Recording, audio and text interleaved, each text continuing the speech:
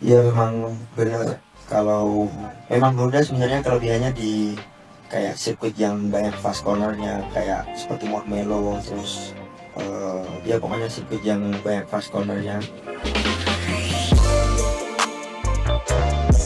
20. Itulah jumlah motor KTM yang mengisi grid Moto3 musim ini. Sementara Honda hanya 8 motor. Jika melihat angka tersebut, sebagian besar orang mungkin langsung menarik satu kesimpulan. KTM jelas lebih unggul. Bagaimanapun juga, ketika hampir 3/4 grid menggunakan motor yang sama, pasti ada alasan besar di balik keputusan itu. Namun, balapan tidak pernah sesederhana angka. Karena di tengah dominasi KTM, muncul seorang pembalap yang justru membuat banyak orang mempertanyakan kembali anggapan tersebut. Namanya Veda Ega Pratama.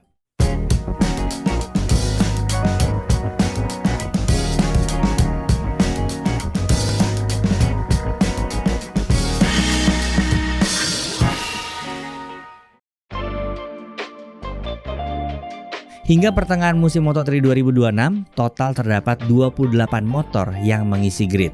Sebanyak 20 motor menggunakan KTM, sementara 8 motor lainnya menggunakan Honda. Artinya, lebih dari 71% motor di Moto3 berasal dari KTM. Sedangkan Honda hanya menyumbang sekitar 29%. Melihat komposisi ini, sangat wajar jika banyak orang menganggap KTM sebagai motor terbaik di kelas Moto3. Dan memang jika melihat klasemen konstruktor, KTM masih memimpin. Mereka telah mengumpulkan 270 poin, sementara Honda berada di angka 141 poin. Tetapi ada satu angka yang jauh lebih menarik. Honda yang hanya memiliki 8 motor tetap mampu menyumbang 34% dari total poin konstruktor musim ini. Padahal jumlah motor mereka bahkan tidak mencapai sepertiga grid. Artinya, secara efisiensi Honda tampil jauh lebih baik dibandingkan yang dibayangkan banyak orang. Dan salah satu alasan terbesar di balik statistik tersebut adalah performa luar biasa dari seorang rookie Indonesia.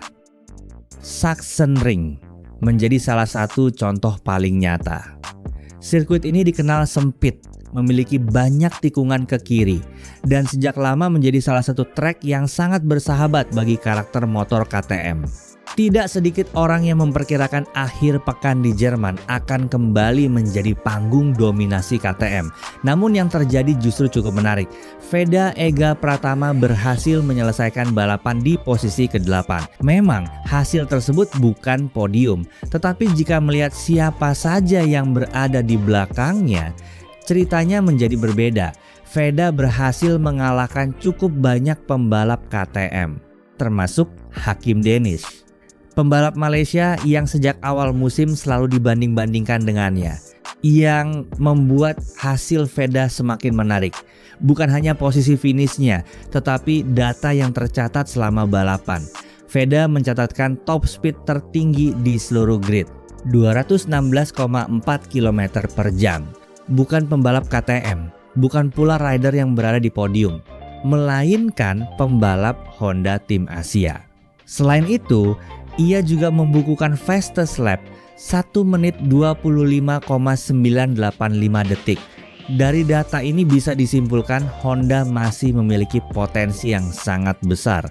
Apalagi jika berada di tangan pembalap yang mampu memahami karakter motornya. Di sisi lain, nasib berbeda dialami Hakim Deniz. Pembalap asal Malaysia tersebut sebenarnya tampil luar biasa saat sesi kualifikasi. Ia berhasil mengamankan posisi start ketiga, sebuah modal yang sangat baik.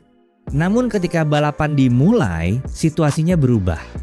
Hakim kehilangan ritme, terjebak dalam pertarungan kelompok tengah, dan akhirnya hanya mampu finish di posisi ke-12.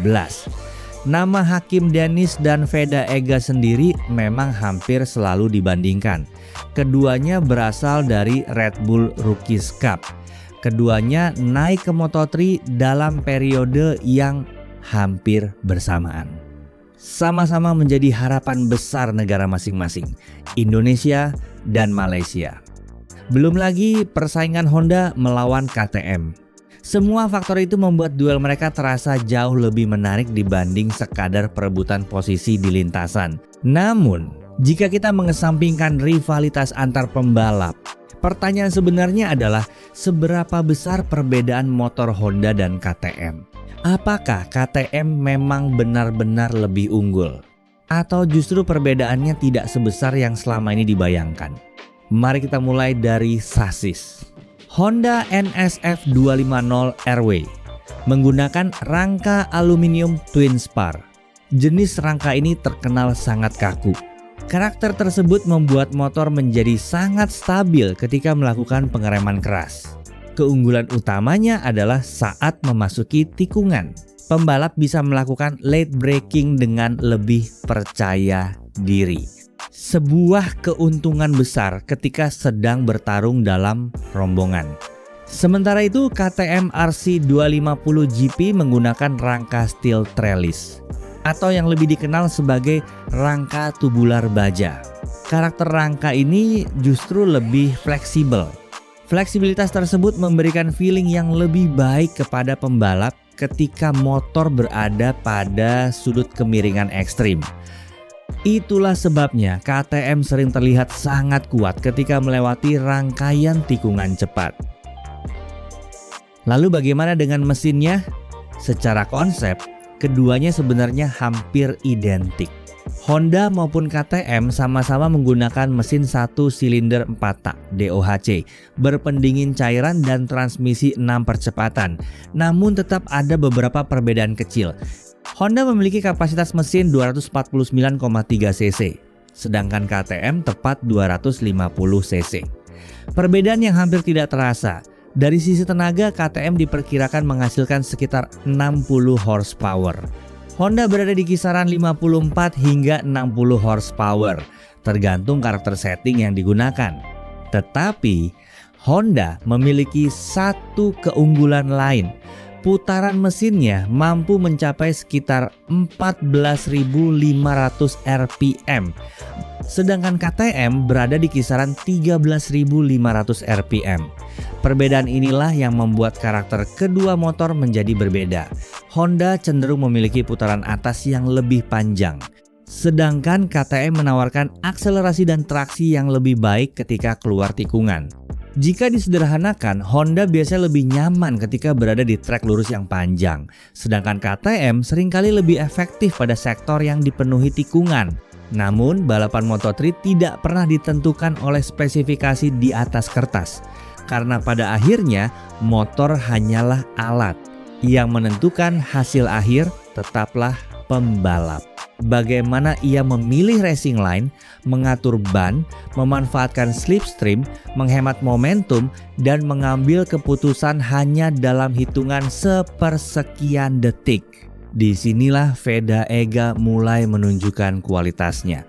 Musim ini, ia bukan hanya tampil cepat, tetapi juga semakin matang dalam membaca jalannya balapan. Seringkali kita melihat Veda tidak memaksakan diri memimpin sejak awal.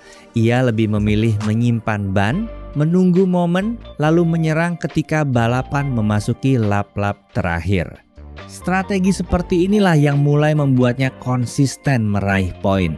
Bahkan dalam klasemen Rookie of the Year, Veda kini berada di posisi kedua, menempel ketat Brian Uriarte. Sebuah pencapaian yang tentu tidak bisa dianggap remeh.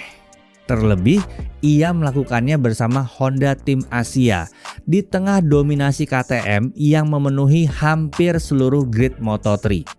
Namun, perjalanan musim ini masih panjang. Masih ada banyak balapan yang akan menentukan siapa yang benar-benar layak menjadi yang terbaik. Namun, satu hal sudah mulai terlihat. Meski Honda hanya memiliki 8 motor di grid, mereka tetap mampu menghadirkan perlawanan. Dan di balik perlawanan itu, ada satu nama yang terus menjadi harapan Indonesia, Veda Ega Pratama. Karena terkadang dalam dunia balap yang menentukan bukan siapa yang memiliki jumlah terbanyak, melainkan siapa yang mampu memanfaatkan setiap kesempatan dengan sempurna.